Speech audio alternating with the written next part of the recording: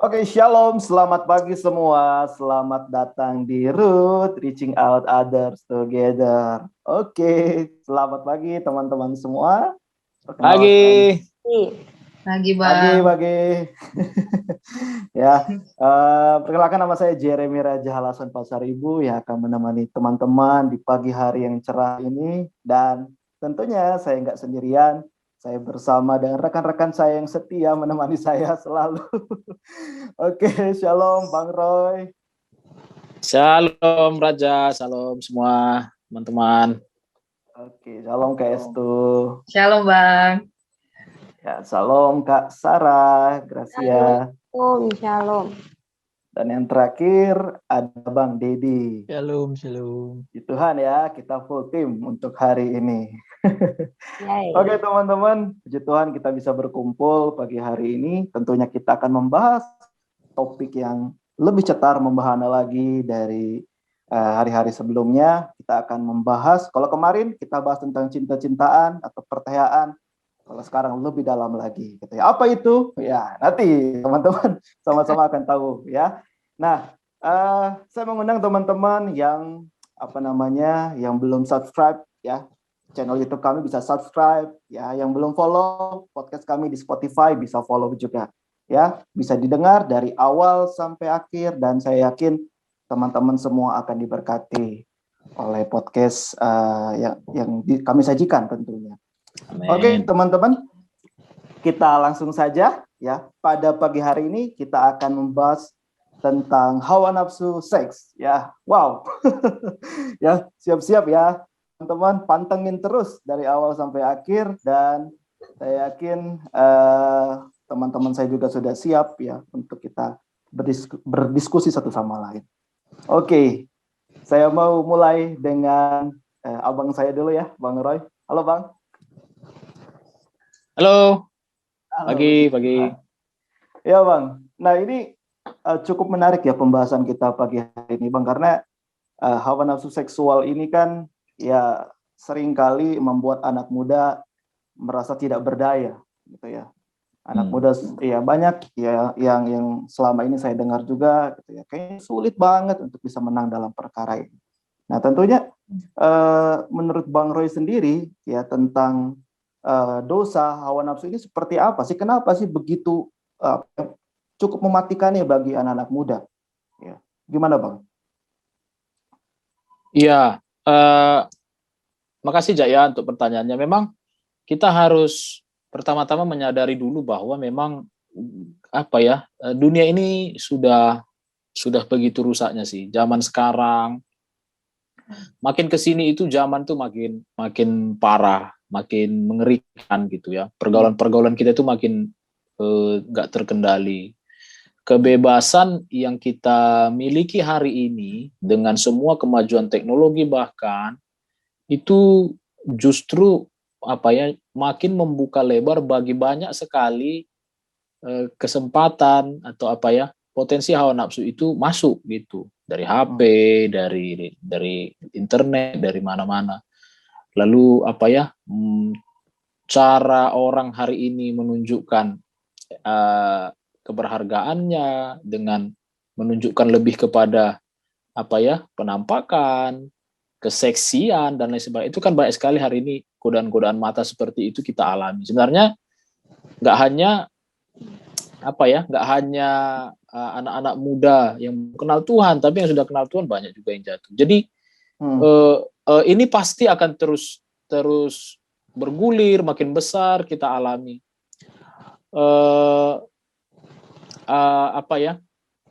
Ini salah satu dosa yang memang sudah lama, dosa-dosa purba, dosa-dosa awal yang terus dialami sampai kepada zaman ini. Jadi paling banyak kena ya anak-anak muda, karena anak-anak muda ini baru mengalami masa-masa balik kan ya, puber, alat-alat reproduksinya juga baru mulai menunjukkan fungsinya dan lain sebagainya. Di tengah-tengah banyaknya ketidakmengertian mereka juga mulai mencari tahu gitu, dan muncullah juga hasrat-hasrat. Tapi karena memang pendidikan salah, pengaruh budaya, pengaruh lingkungan, pengaruh kayak gitulah semua ya. maka banyak orang justru salah dalam menyikapinya, anak-anak muda, pergaulan yang bebas dan lain sebagainya. Jadinya lah banyak orang jatuh ke dalam dosa-dosa seperti ini. Oke. Itu sih ya kalau Abang lihat. Jadi memang sering sekali terjadi ya, ini bukan dosa yang baru terjadi, tapi memang sudah dosa purba ya Bang ya. Sejak dahulu kala dan memang cukup mematikan untuk anak-anak muda tentunya.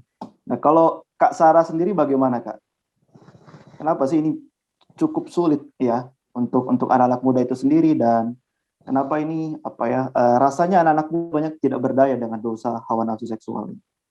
Ya, nah mengutip tadi juga ya statement dari Bang Roy tadi, bahwasannya ini bukan lagi hal yang baru sebenarnya tentang hal ini, kejatuhan ini, tentang masalah hawa nafsu orang-orang muda. Nah, kalau ngelihat keadaan sekarang, kenapa hal ini jadi begitu serius dan mematikan gitu? Karena ketika orang-orang muda sudah jatuh ke area sana gitu ya, nilai-nilai yang ada di dalam dirinya pun mulai bergeser kayak gitu. Jadi nilai-nilai yang dia tahu adalah kebenaran, misalnya lah di salah satu budaya gitu kan ya, bahwasannya ketika wanita pakai baju yang terbuka itu hal yang nggak tabu, tapi hari-hari ini tuh jadi sesuatu yang sepertinya oke, dipertontonkan, ya biasalah untuk ada di sana gitu kan, nggak masalah. Nah, padahal sebenarnya yang sedang terus dilukai gitulah adalah kehidupan jiwanya gitu ya, jiwanya itu mulai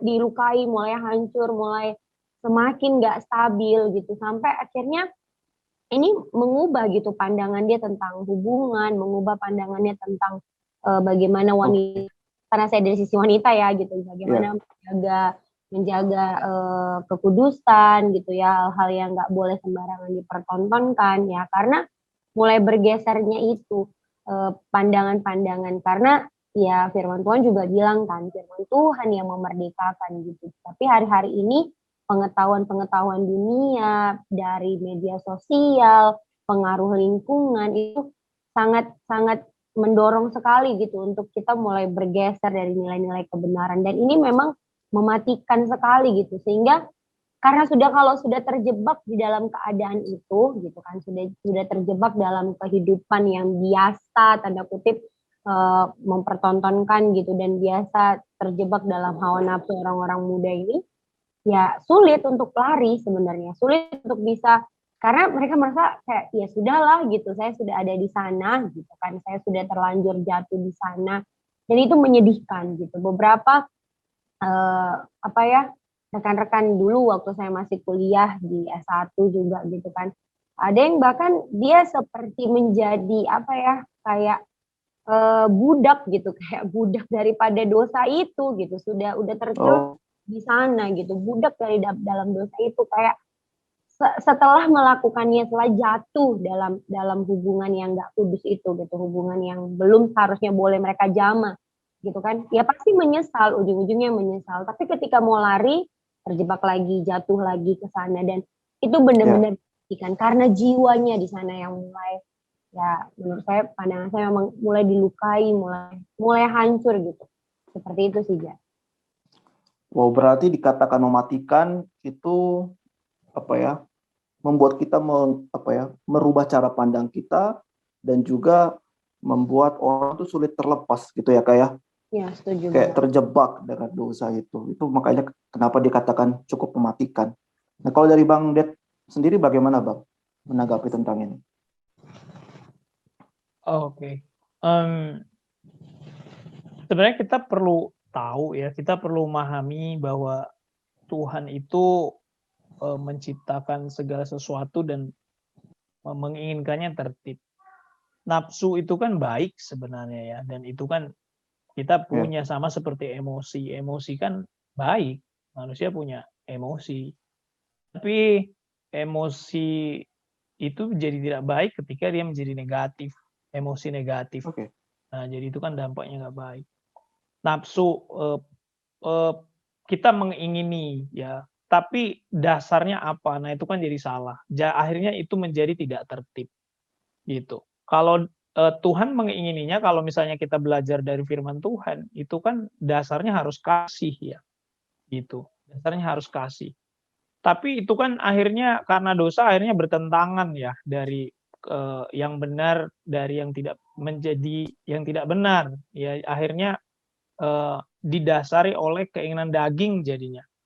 Itu menjadi salah kan gitu. Yang harusnya seks dinikmati setelah pernikahan, tapi karena tidak ada pengekang keinginan daging, akhirnya dilakukan sebelum pernikahan. Dan yang tadinya harusnya teratur, tertib seperti yang Tuhan mau, akhirnya menjadi tidak teratur.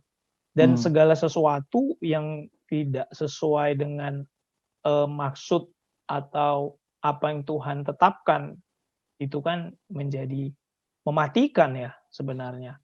Dan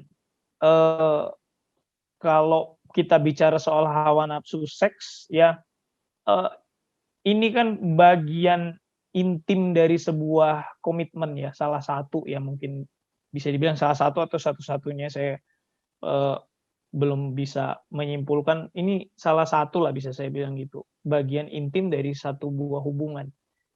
Dan hubungan bagian intim yang hanya bisa kita nikmati ketika pernikahan. Ya. Nah, tapi itu menjadi mematikan karena itu kita nikmati di luar dari apa yang menjadi ketetapan Tuhan ya, yang harusnya dinikmati dalam pernikahan tapi dilakukan di luar pernikahan. Nah, mematikan juga karena dia nggak ada pengekangan ya, karena firman bilang manusia atau orang percaya, apalagi kita yang di dalam Kristus, memang harus hidup dalam pengekangan daging kan gitu. Ketika kita menuruti keinginan daging, kalau dalam topik ini hawa nafsu, seks, ya udah gitu. Ujungnya pasti kan kematian. Kira-kira begitu sih. Nanti saya tambahkan kalau misalnya ada yang bisa saya tambahkan. Lanjut aja dulu, Ja. Wow. Jadi teman-teman memang ini sungguh bisa dikatakan mematikan sekali, karena dampaknya ini efek dominonya kemana-mana gitu ya. Nah mungkin saya lanjut lagi ke Bang Roy ya, belum kita teman-teman bisa menanggapi juga. Nah banyak Bang orang yang menganggap bahwa dosa hawa nafsu seksual ini menjadi sesuatu yang lazim ya, sesuatu yang wajar. Tapi saya percaya Alkitab memandang berbeda gitu ya Bang. Bagaimana pandangan Alkitab tentang hawa nafsu seksual ini Bang? Iya, kalau di masa ini memang segala sesuatu kayaknya selalu dibumbui dengan sensualitas ya, dengan amoralitas. Ya. Kita aja kalau buka YouTube atau apalah begitu, sering kayak muncul itu. Sekali-sekali misalnya iklan, tapi yang berbau mengumbar sensualitas. Jadi dia kayak memantik hasrat seksual itu bangkit. Jadi kayak distimulus terus. Dan memang dimulai dari penglihatan, dari pendengaran.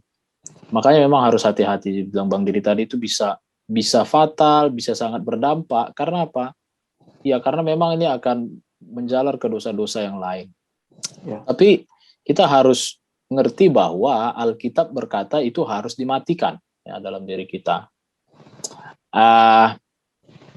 Alkitab berkata bahwa segala perbuatan-perbuatan yang duniawi, ya termasuklah itu percabulan, termasuklah itu kenajisan, termasuk semua hawa nafsu yang tidak pada koridornya, ya karena keinginan-keinginan yang salah, karena pergaulan-pergaulan yang salah, plus menyambung dengan materi kita yang kemarin tentang tentang pacaran, kan itu sangat rentan loh, itu jatuh ke dalam hawa nafsu seks yang belum pada tempatnya begitu. Dan banyak anak-anak muda terjebak kan ke dalam dosa-dosa lain, yaitu apa?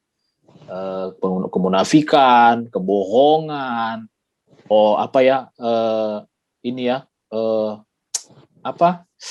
membunuh anaknya, aborsi begitu. Ya. Itu ngeri banget tuh, hamil di luar nikah. Indonesia salah satu negara yang tingkat aborsinya itu tertinggi di dunia. Jutaan loh tiap tahun. Artinya apa? Ada lebih banyak dari itu kasus-kasus pemerkosaan mungkin, kasus-kasus hubungan seks di luar nikah yang terjadi. Nah, kita bisa melihat nanti di Kolose 3 ayat 5, ini ayat jelas sekali. Firman Tuhan berkata, karena itu matikanlah dalam dirimu segala sesuatu yang duniawi, yaitu percabulan, kenajisan, hawa nafsu, nafsu jahat, juga keserakahan yang sama dengan penyembahan berhala. Jadi Alkitab melihat bahwa hawa nafsu seks ini itu sama loh dengan penyembahan berhala. Maksudnya apa? Dia bisa mengikat gitu, mengikat sehingga hati kita itu terpaut kepada dia, sehingga itulah yang dibilang tadi, nggak bisa lepas. Ya. Ibaratnya kita sudah menundukkan diri kita di bawah pengaruhnya. Dia menjadi penguasa hati kita, penguasa pikiran kita, penguasa hasrat kita, kehendak kita. Sehingga kita itu terikat. Kita itu udah kalau pengen gitu ya, aku pengen lepas, aku masih ingat ya. Waktu di kampus dulu saya pengen lepas dari pornografi. Saya buang memang VCD saya itu. Dulu zamannya VCD. Tapi ada satu titik di mana saya depresi, stres, saya pengen kayak mencari kelegaan lah dari itu semua. Saya pengen menyenangkan diri saya dengan ya itu onani, nonton film porno lagi dan lain sebagainya. Nongol aja gitu. Karena saya pernah ngerasakan nikmatnya gitu secara daging. Jadi saya pergi lagi beli, bahkan lebih banyak dari yang sudah saya buang. Jadi saya tuh udah terikat gitu. Saya itu sudah sukar lepas, pengen banget lepas, tapi tidak mampu. Jadi kita itu sudah dikuasai. Itu jadi mirip katanya memang sama dengan penyembahan berhala. Jadi ini hati-hati. Itu bisa fatal. Itu salah satu kenapa dikatakan dampaknya itu bisa mematikan. Kalau udah sama dengan penyembahan berhala kan itu sudah betul-betul lari dari Tuhan loh. Apalagi kita sudah hidup di dalamnya tanpa merasa bersalah. Jadi adik-adik, anak-anak muda yang kami kasihi, ingatlah ayat firman Tuhan ini ya, Kolose 3 ayat 5. Karena kita sudah di dalam Kristus. Kalau kita sudah lahir baru. Kalau kau sudah dimuridkan, pernah diajarkan hal-hal yang baik, nilai-nilai yang baik dicontohkan. Maka karena itu matikanlah dalam dirimu segala sesuatu yang duniawi, yaitu semua tadi termasuk hawa nafsu seks yang salah. Gimana caranya nanti kita belajar selanjutnya ya, kita akan bahas selanjutnya, masih ada narasumber lain yang akan mengupas ini. Yes. Itu Ja. Ya. Oke. Jadi memang kalau kita sudah di dalam Kristus, ya kita harus sama-sama percaya bahwa segala hawa nafsu seksual itu pasti akan membuat kita semakin hari semakin tidak berdaya dan semakin hari semakin jauh ya dari Tuhan. Nah, gimana kalau dari KS itu sendiri menanggapi dari Bang Roy tadi? Ya, oke. Kalau dari aku sih setuju aja sih Bang, sesuai dengan firman Tuhan bilang ya bahwa matikan segala sesuatu yang jahat dalam dirimu gitu, termasuk salah satunya hawa nafsu. Karena ini memang menjadi salah satu yang salah satu yang sangat memikat, khususnya anak-anak muda. Apalagi ketika udah jatuh ke hawa nafsu seksual khususnya, mereka sulit sekali untuk lepas dan seolah-olah anak-anak muda yang sudah jatuh ke situ jadi kayak orang bodoh gitu, kayak orang yang bahkan nggak tahu mana yang benar gitu. Seolah-olah ketika dia sudah jatuh ke situ ya udah kebenarannya di situ gitu. Ya aku harus terus kayak ketika sudah jatuh di situ kayak ya udah jadi candu. Kira mungkin seperti tadi yang dibilang sama Bang Roy ya, jadi berhala. Jadi candu, betul. Jadi candu. Kata kunci banget tuh. Iya. Karena ada beberapa orang yang kutemui seperti itu, dan salah satu orang yang pernah ya cukup kenal dekat dengan aku gitu ya. Dia cerita terang-terangan, dia bilang sejak aku melakukan itu, katanya, sejak aku melakukan itu aku nggak pernah bisa berhenti, kata dia. Aku nggak pernah bisa berhenti sampai sekarang. Ada satu anak yang pernah cerita ke aku pribadi ya, dan aku awalnya tidak terlalu paham dengan itu ya. Maksudnya kok bisa ini segitu mengikatnya si anak ini gitu. Ya, dan ternyata pada kenyataannya memang seperti itu gitu. Banyak anak-anak muda ketika sudah jatuh ke yang namanya hawa nafsu seksual, misalnya sudah melakukan hubungan seks di luar nikah, ending-endingnya ya dia akan terikat dengan rindu untuk melakukan itu terus-menerus gitu. Dan ada beberapa kasus juga yang itu tadi seperti yang aku bilang ya Bang, jadi seperti orang bodoh. Misalnya ketika seorang perempuan sudah melakukan hubungan seks dengan seorang laki-laki ini, kemudian dia belum terikat dalam satu bahtera pernikahan, ketika sudah melakukan, terus tiba-tiba putus, terus tiba-tiba si anak ini benar-benar yang, enggak Kak, aku maunya sama dia aja Kak. Padahal si kawan ini yang cowok ini sudah punya pacar lain gitu kan. Jadi kayak itulah segitu mengikatnya hawa nafsu orang muda ini. Dan itu yang sangat menyedihkan ya di kalangan anak-anak muda gitu. Ya, sampai tertipu ya pikirannya itu. Ya, itu betul sih Bang. Dan itu yang sangat menyedihkan. Ini benar-benar contoh nyata yang real terjadi di kehidupan anak-anak muda ya Kak Estu ya. Betul Jadi Bang. kata kuncinya adalah membuat candu dan membuat jadi bodoh ya, atau linglung mungkin ya, seperti itu ya Kak Estu ya. Betul Bang. Oke, menarik banget ya. Oke, kalau Kak Sarah gimana gitu ya? Kalau gini ya, mungkin pertanyaan untuk Kak Sarah, ya kita sama-sama tahu banyak orang tidak berdaya dengan dosa hawa nafsu seks ini. Cuma pertanyaannya adalah siapa yang salah? Apakah memang kita yang tidak bisa memproteksi diri, berjaga-jaga dengan mata kita, penglihatan kita, telinga kita, atau panca indera kita, atau memang ini memang dosa yang tidak bisa kita lawan gitu Kak? Agak Sarah. Senang banget, setuju banget dengan pertanyaan ini ya. Cukup menantang. Siapa yang salah sebenarnya gitu ya, sampai bisa jatuh ke dosa ini? Wah, ini udah mau berkaca-kaca nih mata gitu. Siapa yang Kenapa Kak? Ada apa? Contoh nyata juga yang mungkin bisa di-sharingkan. Nah, itu bersyukur Tuhan masih percayakan lah gitu bahwa ada orang-orang yang memang secara real saya dengar ceritanya seperti itu. Karena menyambung pertanyaan Raja tadi, siapa yang salah sebenarnya gitu? Apakah kita yang nggak bisa jaga, atau memang dosa ini ya kita pasrah gitu, nggak bisa lawan dosa ini gitu ya. Nah,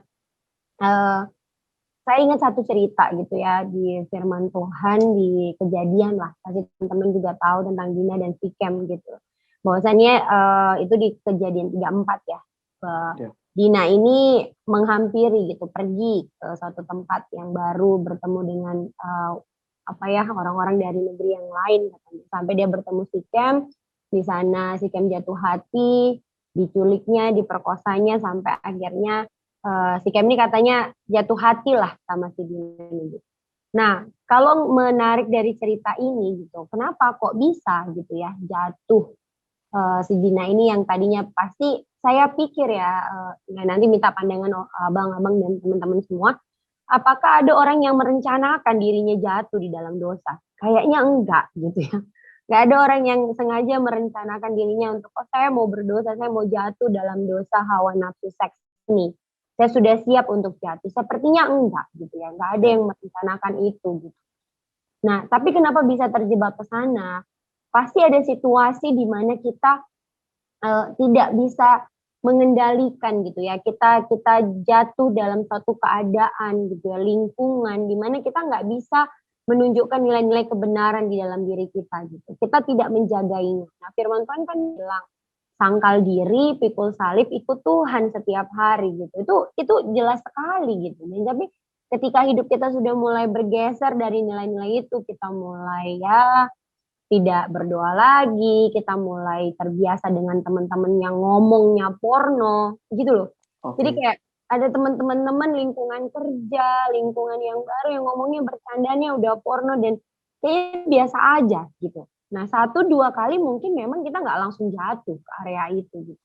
Tapi karena itu sudah terus diperdengarkan gitu ya, terus kita terima informasi itu, kita terima nilai-nilai itu, ya ada keadaan di mana kita akan jatuh. Nah, case-nya yang saya jumpai gitu ya, saya berdoa apa yang saya sampaikan ini memberkati banyak wanita. Nah, saya fokus ke wanita lah gitu ya. Karena yang saya tolong pun ceritanya wanita-wanita gitu. Bahwasannya pria-pria akan datang gitu ya. Nah ini kan ada pria-pria juga di sini gitu. Pria-pria akan datang menunjukkan semua yang baik gitu ya. Dia menunjukkan jati dirinya bahwa dia bisa melindungi gitu. Bisa ngasih yang baik kepada wanita-wanita ini, gitu. Jadi penolong lah gitu kan ya. Untuk hal-hal yang mungkin wanita nggak bisa kerjakan. Sampai akhirnya jatuh hati di sana kan. Tapi goalsnya, ending yang saya lihat adalah keinginannya adalah seks gitu. Keinginan pria ini ketika dia menunjukkan semua yang bisa dia kasih, dia endingnya dia mau kejar itu gitu. Bahkan ada statement seperti ini gitu ya dari teman lah gitu ya yang sudah jatuh di sana. Dia bilang bahwa saya sudah ingatkan dia, kalau kamu mulai berpikir ke sana jangan ya. Pasti pria itu akan jawab, iya saya nggak berpikir ke sana kok gitu kan. Tapi endingnya jatuh. Nah, sedangkan di posisi wanita, ketika dia mau meyakinkan dirinya bahwa aku orang yang tepat loh untuk kamu gitu. Aku orang yang tepat untuk kamu. Dia akan kasih seks untuk mendapatkan cinta. Sedangkan pria akan kasih cinta untuk mendapatkan seks. Nah ini dua hal yang sangat liar menurut saya. Gitu. Sangat liar, benar-benar liar gitu ya. Karena bukan ini kebenarannya. Dan kalau tadi Raja bilang, apakah dosa ini nggak bisa dicegah? Dan bisa, sangat bisa gitu ya. Matikanlah tadi Bang Roy udah sampaikan di Kolose ya, matikanlah segala keinginan duniawi, hawa nafsu kayak gitu ya. Percabulan bisa gitu. Tapi kenapa kita terjebak? Pasti ada masa di mana kita mulai nyaman dengar istilah-istilah itu, kita mulai dipertontonkan dengan gambar-gambar yang seperti itu. Tambah lagi ada budaya-budaya yang maksudnya di luar dari budaya yang mendidik kita yang bilang bahwa making love is normal kayak gitu, dan itu bukan kebenaran seperti itu yang menyedihkan. Nah, kalau dari saya sendiri tadi Bang Ros sempat singgung ya tentang pemuridan gitu, dan kalau sudah pernah diajar gitu ya nggak ada orang yang bisa sekali aja gitu belajar ya, teruslah belajar, ingatkan dirimu kepada kebenaran firman Tuhan gitu ya. Siapapun rentan ya untuk jatuh di sana. Tadi Yesus bilang candu dan bodoh, ya itu benar sekali kayak gitu, itu benar-benar terjadi real. Bahkan ada beberapa di antara mereka wanita-wanita ini bersedia tubuhnya dilukai, pacarnya mabuk dipukuli gitu, dan aduh itu sangat menyedihkan sekali gitu kan. Nah, apakah itu sangat aduh mengganggu sekali gitu ya. Dia sampai menyerahkan tubuhnya untuk dilukai asalkan si pria ini yakin bahwa aku orangnya gitu. Kalau istilah di Medan ini, aku orangnya Bang, aku pantas gitu ya. Jadi pendamping. Sebenarnya banyak yang sudah terluka dan sakit yang dia korbankan, yang dia investasikan untuk hubungan yang nggak benar.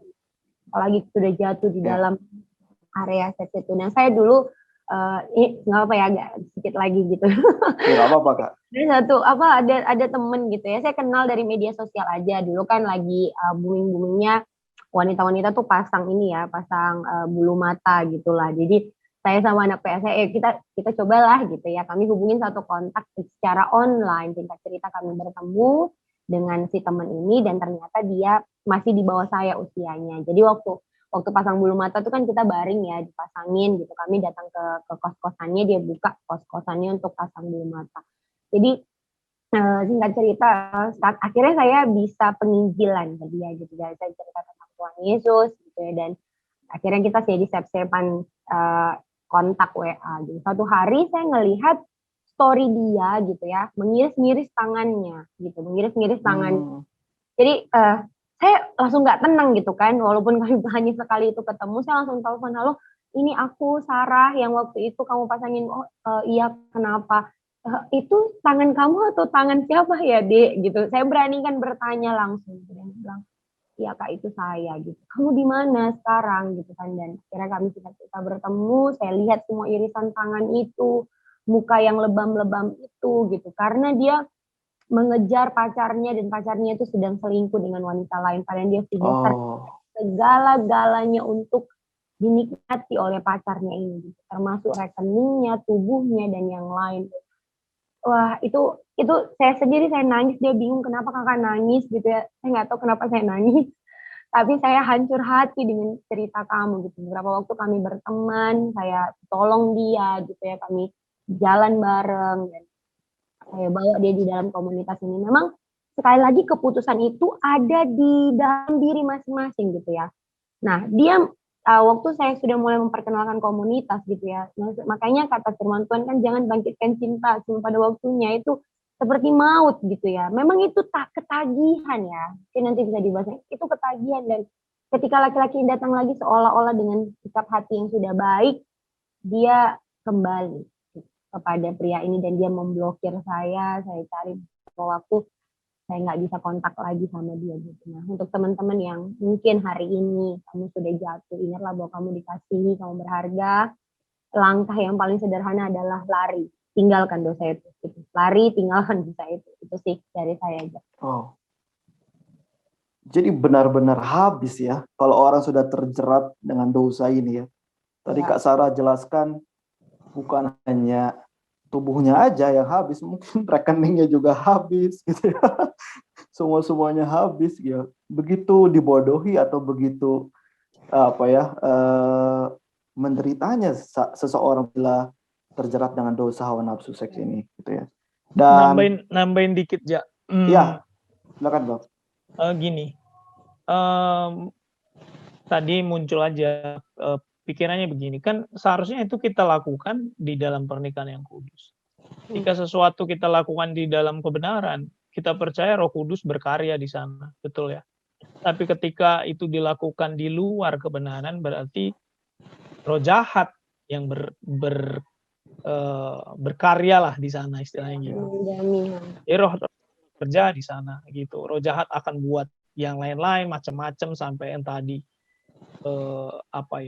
membagikan keinginan-keinginan yang lain, akhirnya makin kemana-mana. Nah, itu juga mungkin kita perlu perhatikan, sehingga dampaknya kan biasanya nggak cuma dia rugi ya, maksudnya rugi kehilangan keperawanan misalnya kalau sampai melakukan hubungan begitu, dan lain-lain, bisa ke materi, bisa ke ya kayak tadi ya, fisiknya rusak dan seterusnya lah. Itu kan pekerjaan si jahat ya, karena memang dilakukan di luar kebenaran. Makanya ya firman Tuhan dengan tegas kan, matikan. Karena ya ketika Tuhan kasih perintah yang demikian kan pasti ada sesuatu di dalamnya gitu. Dan kita juga mungkin perlu lihat juga ya, kenapa kok rentan sekali ke seks. Ya kita di tujuan awal manusia diciptakan untuk melahirkan keturunan-keturunan yang ilahi kan, betul juga kan. Betul. Ya, ketika misalnya itu tidak dilakukan, ya yang terjadi ya bukan sesuatu yang ilahi gitu. Kalaupun misalnya dia punya anak, terus misalnya dia hamil lah, itu di luar pernikahan, dan dia akhirnya punya anak, itu dampaknya macam-macam. Kita bisa, ya kalau misalnya ngomong psikologi, ya dampak anak dari hubungan di luar pernikahan itu luar biasa gitu, dampak negatifnya. Dan itu perlu perawatan yang ekstra ya, mendidiknya perlu ekstra sekali. Karena kemarin ada anak yang begitu di sini, tetangga gitu, anaknya hamil, dia itu punya anak, anaknya ini hamil di luar nikah, dan dia bilang iya dulu itu tempat pengen saya gugurin, dia bilang gitu. Sekarang anaknya keras banget, sekarang anaknya suka melawan banget. Terus saya bilang wah itu perlu ekstra lah gitu untuk bisa kasihi dia gitu. Bahkan kalau bisa perlu minta maaf gitu, karena sempat mau digugurin. Karena rata-rata yang gitu kan emang tidak diingini ya. Rata-rata orang melakukan hubungan itu dia nggak menginginkan anak, karena dia cuma pengen melampiaskan hawa nafsunya sesaat aja, kan gitu. Jadi nggak menginginkan anak. Kenapa Bang? Ini abang baca nih satu ayat. Boleh. Sebenarnya ayat ini sudah menjelaskan banyak. Coba didengerin ya. Nih, siap. Aku baca ini nggak heran gitu, karena udah terjadi juga zaman dulu. Nah, ini Amsal 7. Abang bacain aja ya. Buat rekan-rekan yang mendengar juga coba dengar. Pasti kamu ngeh pasti ini, karena ini real banget, kita juga alami di tahun 2020-2021 ini. Padahal ini ditulis ribuan tahun yang lalu. Abang bacain aja ya. Nih, Amsal 7 ayat 7, dari ayat 6. Karena ketika suatu waktu aku melihat dari kisi-kisiku, dari jendela rumahku, kulihat di antara yang tak berpengalaman, kudapati di antara anak-anak muda, seorang teruna yang tidak berakal budi. Wah, ini pengalaman, akal budi penting. Yang menyeberang dekat sudut jalan, lalu melangkah menuju rumah perempuan semacam itu pada waktu senja, pada petang hari, di malam yang gelap. Maka datanglah menyongsong dia seorang perempuan berpakaian sundal dengan hati licik, cerewet, dan lihat perempuan ini. Kakinya tak dapat tenang di rumah, sebentar ia di jalan dan sebentar di lapangan, dekat setiap tikungan ia menghadang, lalu dipegangnya lah tangan teruna itu dan diciumnya. Dengan muka tanpa malu berkatalah ia kepadanya, aku harus mempersembahkan korban keselamatan dan pada hari ini telah kubayar nazarku itu. Itulah sebabnya aku keluar menyongsong engkau untuk mencari engkau dan sekarang kudapatkan engkau. Telah kubentangkan permadani di atas tempat tidurku, kain lenan beraneka warna dari Mesir, pembaringan telah kutaburi dengan mur, gaharu dan kayu manis. Marilah kita memuaskan birahi hingga pagi hari dan bersama-sama menikmati asmara. Karena suamiku tidak di rumah, ia sedang dalam perjalanan jauh, sekantong uang dibawanya, ia baru pulang menjelang bulan purnama. Dia merayu orang muda itu dengan berbagai-bagai bujukan, dengan kelicinan bibir ia menggodanya. Maka tiba-tiba orang muda itu mengikuti dia seperti lembu yang dibawa ke pejagaan. Wah. Dan seperti orang bodoh yang terbelenggu untuk dihukum.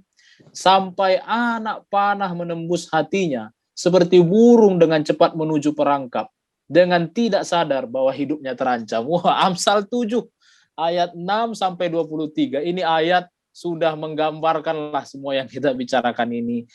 Ini bukan hanya bicara hubungan ya, tapi ini bicara tentang, ya bayangkan perempuan yang dikatakan tadi, perempuan sundal itu adalah roh hawa nafsu itu tadi. Jadi bisa jadi kayak lembu yang udah dibelenggu gitu. Nah, hal yang sama tentang pornografi. Banyak hamba Tuhan, anak muda. Beberapa waktu yang lalu ada seorang adik yang sudah melayani, ya gitu. Dia bilang, Bang, ini wanita juga.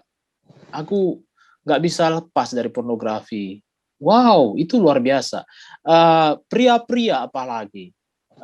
Banyak hamba Tuhan bahkan habis khotbah dia pergi ke kamarnya dan nonton film porno dan onani.